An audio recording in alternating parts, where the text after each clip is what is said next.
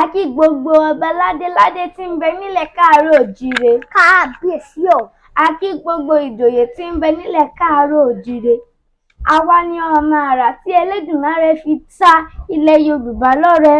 Orúkọ tèmi ni Olóyè Adébáyọ̀ Ọlámilékan Ìjìrẹ̀ Ìyanu Olúwa tí gbogbo èèyàn mọ̀ sí Olóyè Adigun Olowe Yoruba Agbẹ́sàgà of Sọlu Aládé Kingdom, Ìbẹ̀jú Lẹ́kì nílùú Èkó. Orúkọ mi ni Sofia Ọláìdé tí gbogbo èèyàn mọ̀ sí Yorùbá. Mo fẹ́ fi ìlú mi kí ọba, àwọn ìyá sí sọ́ba, àdìtẹ̀ sọ́ba, gba ọba tó ẹ̀rù ọba ní mo gbà, ọba tó bí aró, ọba rẹ̀ bí oṣù, ọba tó ẹ̀rù ọba ní mo gbà, ọba tó